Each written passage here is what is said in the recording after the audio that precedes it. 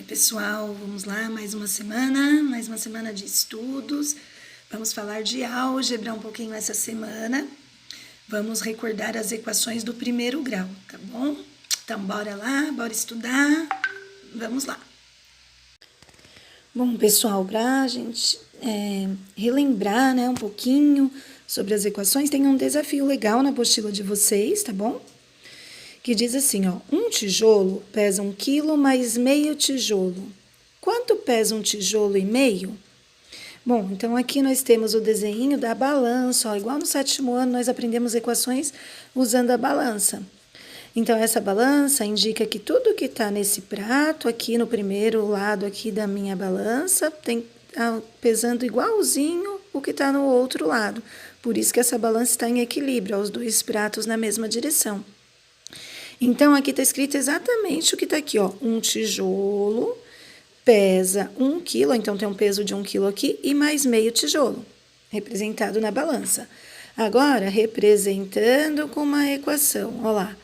O peso, né, de um tijolo, então chamamos de P, porque é o peso de um tijolo, igual, então o que está antes, ó, do sinal de igual é o peso de um tijolo, igual o que está lá depois é 1 quilo mais meio tijolo, ó, 1 quilo mais meio P, que é o peso do tijolo, então meio peso de um tijolo inteiro. Então essa é a nossa equação. Agora vamos resolver.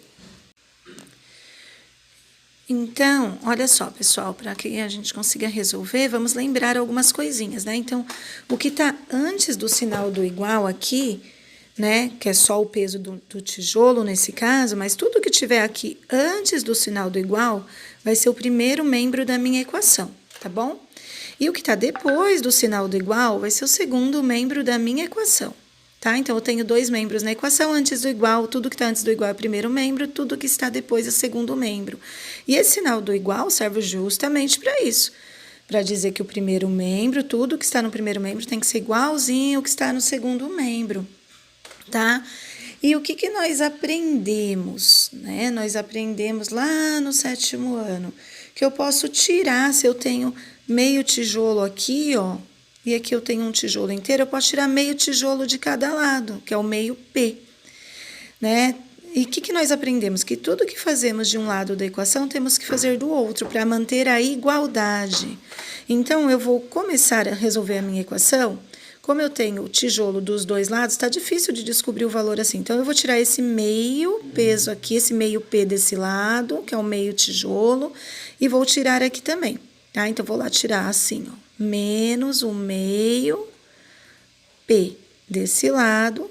E aqui também, ó, do peso que era inteiro, eu também vou tirar meio P.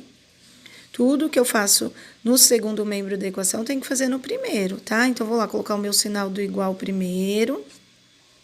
E vamos lá, ó. 1P menos meio P, vai sobrar para mim meio P.